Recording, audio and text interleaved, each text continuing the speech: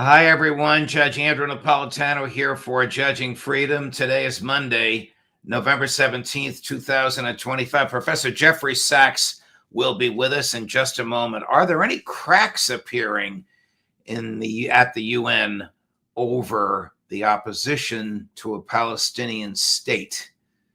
But first, this. History tells us every market eventually falls. Currencies collapse. And look at where we are now. 38 trillion in national debt. Stocks at record highs defying gravity. So what happens next? Groceries, gas, housing, everything's going up. And this dollar, it buys less every day. When the system breaks, your stocks won't save you and your dollars won't either. But one thing will: gold. I've said it on my show for years. Gold survives collapse. Central bankers know this and billionaires know it. That's why they're buying more. Is it too late to buy, or is it just the right time? Call my friends at Lear Capital to find out. Ask questions, get the free information. There's no pressure, and that's why I buy my gold and silver from Lear. And right now, you can get up to $20,000 in bonus metals with a qualified purchase. Call 800-511-4620 or go to LearJudgeNap.com today. Professor Sachs, welcome here, my dear friend. I know this is not your usual day or time, but thank you very much for accommodating my schedule. Pleasure. Did something happen at the UN the other day to indicate that maybe there are cracks appearing in the United States efforts to prevent the Security Council from recognizing a Palestinian state? There are tiny cracks. What has happened is that in September, the overwhelming majority of the world, at least 90% of the world population living in countries whose governments have said explicitly at the UN, we need a state of Palestine, especially in the aftermath of a genocide, called again for a state of Palestine living next to a state of Israel, the two-state solution. The United States basically is the only practical opposition to this. Israel, of course, is dead set against it, but Israel doesn't have a veto in the United Nations. It doesn't have a veto in the UN Security Council. The U.S. has been using its veto to protect the genocide, basically, right, and to protect the extremism of Israel. So what the U.S. has done is to put forward a fake plan, a fake peace plan, so-called, which said that there would be a board of peace governed by King Donald himself, our president, who would rule over Gaza. And they presented this to the United Nations Security Council, actually. And I would say that the rest of the world was very unhappy about this. But the U.S., as usual, turned up every kind of pressure on every country it can, with threats, with bribes, with whatever inducements to try to get this through. And the idea was basically to put the United States in control of Gaza, not even mention that Gaza is part of Palestine, so not even to mention the broader context at all, and to postpone indefinitely any discussion of a state of Palestine. Now, other governments then said, no, we at least have to have a state of Palestine discussed. And France, who is on our side, said there has to be something about Palestine in this. So the upshot is that the United States revised its proposal in a way that I find pretty pathetic, actually. It said that when and if there's enough reform among the Palestinian Authority and in some vague way that this might be a pathway eventually to statehood for Palestine. So something extraordinarily vague. a lot of the governments under the thumb of the United States signed, oh, thank God you said that, and signed off on it. I think it's nothing but a placeholder. But immediately the extremist, fascistic right wing of Israel jumped up and down, even with this incredibly vague mention of a state of Palestine. You have these murderous leaders, Smotrich and Ben-Gvir, the two most fascistic members of the Israeli government, and that's saying a lot when you have Netanyahu there. But they immediately said, we'll leave the government if there's any hint of even mentioning a state of Palestine. There will never be a state of Palestine. And Ben-Gvir, who's really just an absolutely awful individual, leading a absolutely murderous group in Israel, also added, not only will there never be a Palestinian state, there are no such things as Palestinians. You might ask, well, who are you murdering every day, Mr. Ben-Gvir? But he said there's no Palestine, no Palestinians. I should, of course, underscore that this is exactly what Benjamin Netanyahu said himself when he spoke at the UN General Assembly in September, that there will never be a state of Palestine. So the U.S. opened a little crack. Many people are impressed with that. I'm hardly impressed with that. I think it's mainly to get this resolution through. And what does this resolution do, aside from establishing our president as the new imperial power of Gaza? It also is part of a U.S. unannounced, unvoted plan of building a U.S. military base on the border of Gaza, just inside Israel. It's reported to be a $500 million military base. It's one of many military bases that our Department of War is building right now. No one asks the public, no one asks the Congress, no one asks anybody. But this is also what is the subtext of this resolution.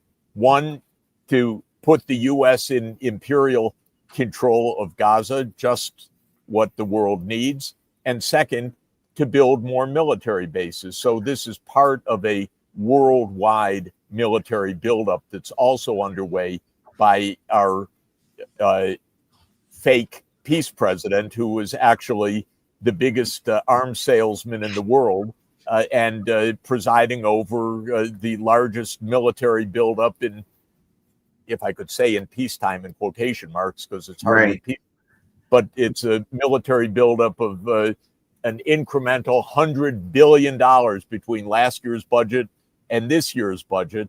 And that's in a context where they're slashing every kind of benefit for the poorest people in the United States. So this is basically our military government calling the shots, including building bases in Gaza or next to Gaza, in Damascus, Syria, in wanting to actually building new bases or bringing out of retirement bases in Puerto Rico for a new, hugely expensive operation, maybe an invasion of Venezuela, but a huge operation in the Caribbean region. This is our so-called peace president. I'm going to ask you about the massive movement of American military around the world, and to go to one of your fields of expertise, economics, what this costs. But before we do, whatever happened at the UN, whatever the U.S. Advanced, obviously struck a nerve in the Israeli government because of the Prime Minister Netanyahu's furious denunciation of it. So we're going to play this, and then I'm going to ask you just how dangerous Ben-Gvir is. He's not only, as I understand it, Jeff, a member of the cabinet. He's not only a person without whose support with his colleagues the government would collapse. I think he's also the head of the Israeli version of the FBI, which I think would give him extraordinary power to look the other way when settlers are killing people or to help them kill people. But first, Netanyahu yesterday on whether or not there will ever be a Palestinian state. Chris, cut number 2. I want to address two specific topics. The first topic is the alleged demilitarization of the part of Gaza that is under Hamas control. There was no such thing. Even in the 20-point plan and in everything else, this area will be demilitarized and Hamas will be disarmed. Either it will happen the easy way or it will happen the hard way, as I said, and as President Trump also said. And regarding the Palestinian state, our opposition to a Palestinian state on any territory west of the Jordan remains. It is firm and unwavering. It has not changed in the slightest. I have been fending off these attempts for decades now, doing so in the face of both external and internal pressures. So I do not need encouragement, tweets, or lectures from anyone. Was the anyone reference to Steve Witkoff or Donald Trump? I don't know, but this country is not a proper ally of the United States. We have no interest in the United States in enforcing this madness. This is the most important point. Israel is not a friend of the United States. It is an enemy of the Palestinian people. It is murdering them. It is causing America to be isolated around the world diplomatically and in every other way. It's exposing what are Western values, U.S. values, complicity in genocide. The consequences of this so-called alliance are devastating. Until Israel becomes a normal country and not a rogue state, we have no business for one moment supporting this kind of fascistic regime. This is a murderous regime that says that they're going to, what are they going to do with the 8 million Palestinian Arabs? Are they going to kill them all? Are they going to ethnically cleanse them? Are they just going to rule over them like an apartheid state? Well, they're trying all of the above. And that's our ally. That's what Trump defends. This is a complete disgrace. And Netanyahu is clear. He's on the record. Let every American hear this. Are we in the United States to be an ally with a country that is committing genocide, ethnic cleansing, and apartheid rule? Or are we to have some semblance of decency and values and not isolate ourselves and not spend already more than $20 billion on this and talking about tens of billions of dollars more to give to this country that knows nothing about diplomacy and nothing about human decency right now? They're murderers.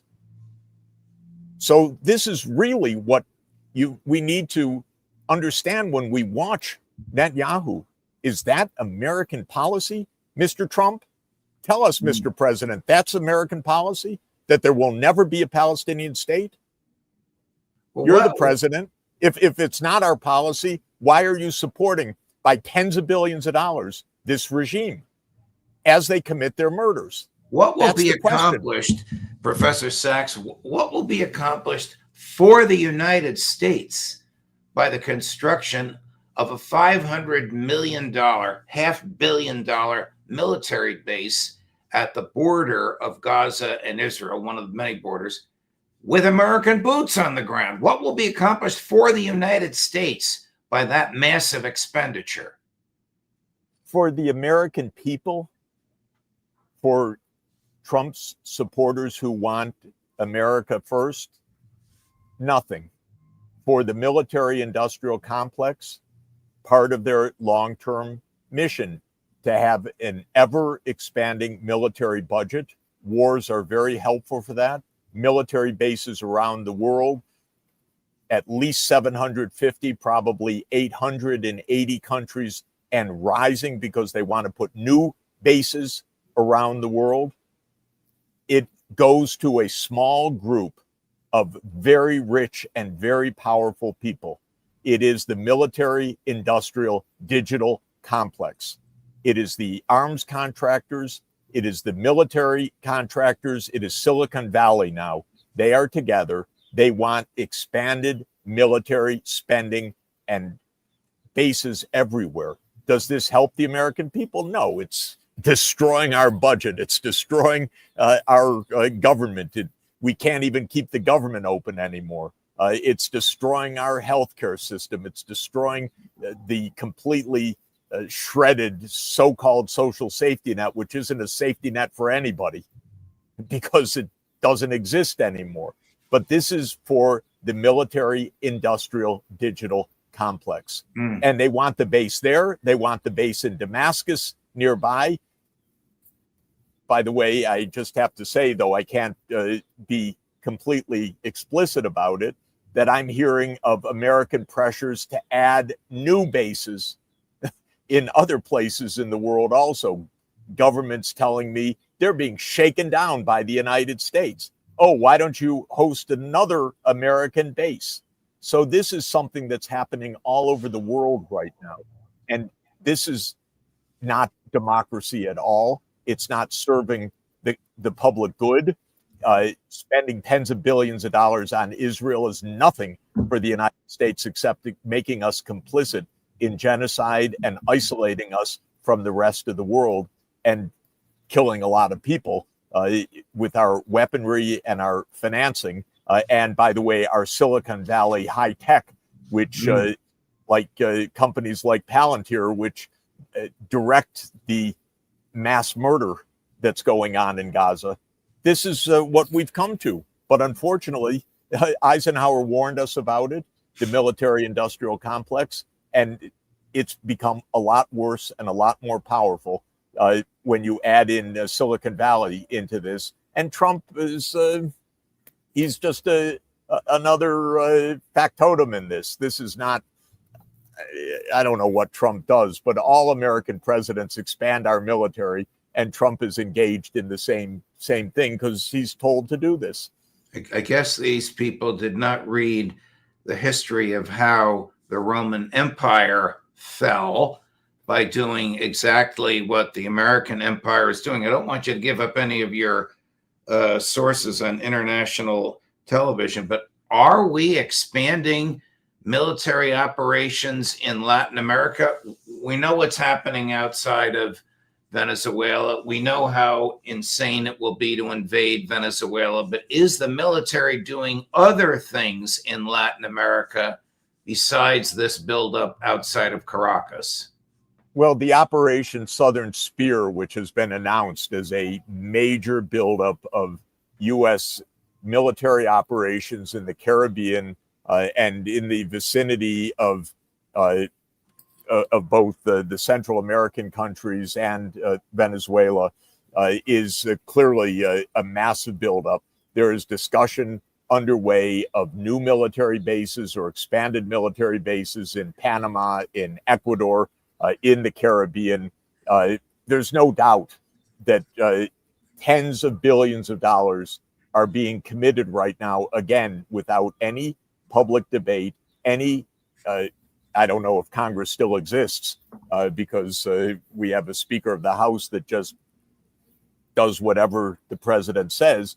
But in any event, there's no public debate about this mass military buildup that's taking place. And we may be on the verge of several more wars. Wow.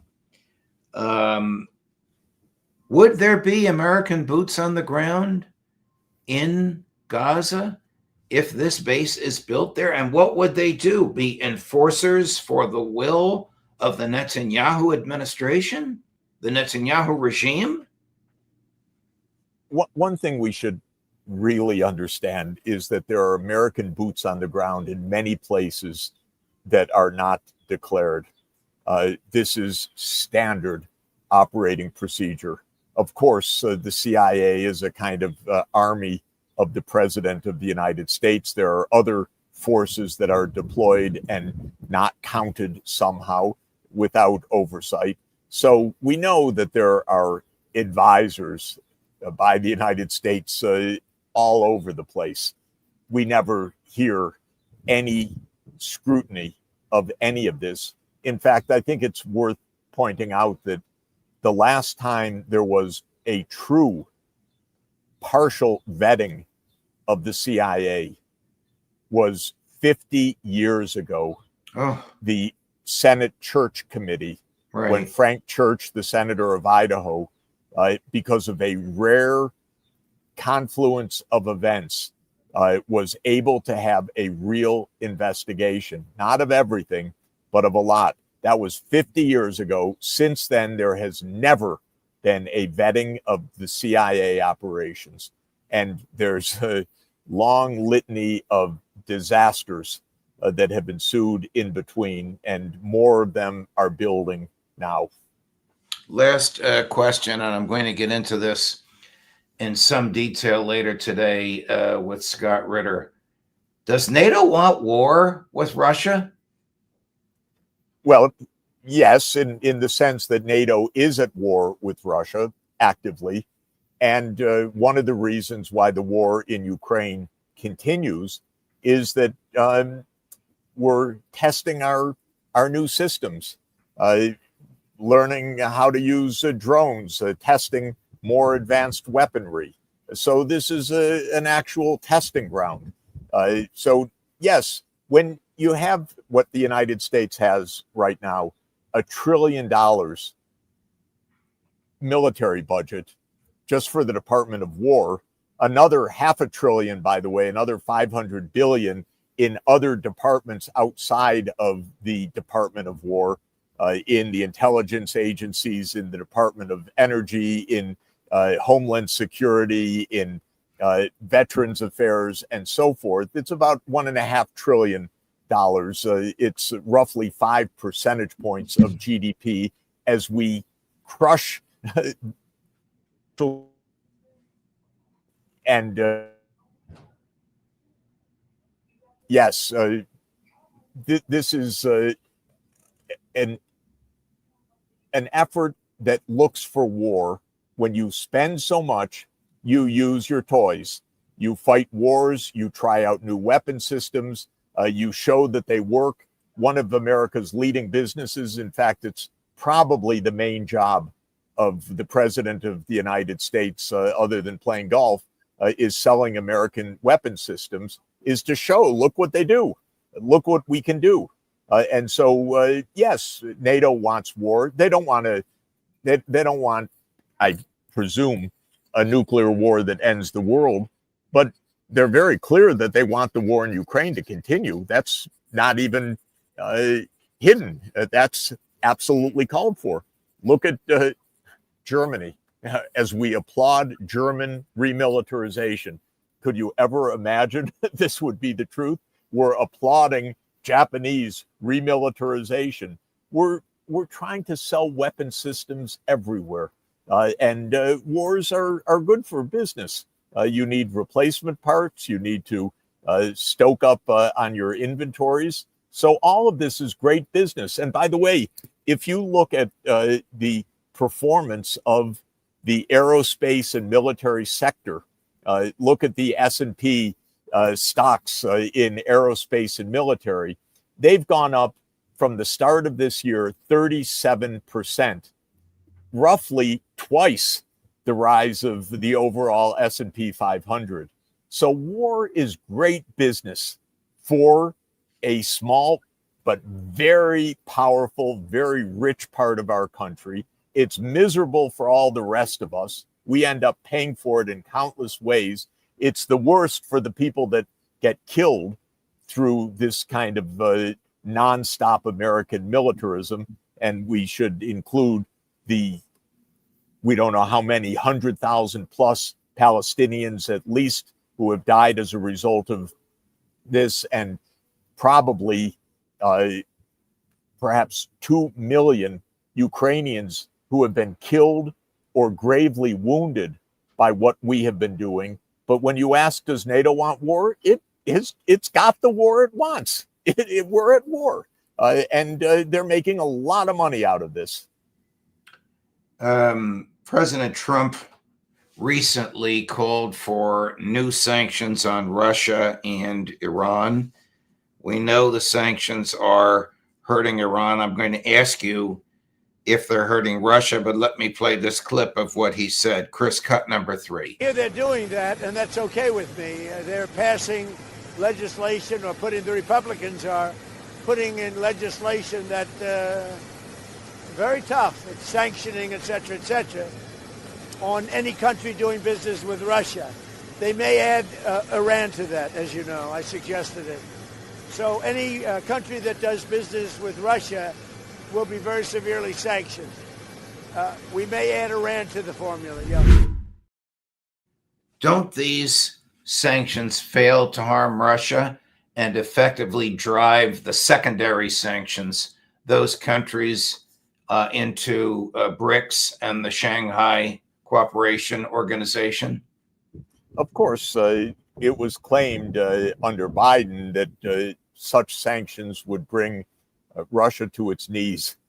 What it has done actually is crush the European economy because Europe was in a active trading relationship with Russia, and European industry has collapsed. Germany is in a state of demilitarization right now. So the sanctions are isolating the United States and Europe from the rest of the world economy.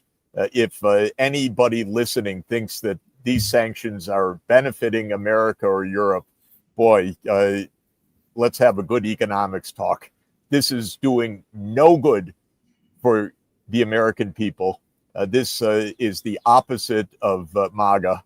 This is just military, industrial, digital complex at work, making a lot of money for a small group of Americans. Professor Sachs, thank you very much. Thank you for that beautiful background behind you, as well as all your articulate words. Safe travels. So look forward to seeing you again next week. All the best. Thanks so much. Thank you. Bye-bye. Coming up later today at 10 o'clock this morning, Ray McGovern. At 11:30 this morning, Larry Johnson. At 4 o'clock this afternoon, Scott Ritter. Judge Napolitano for Judging Freedom.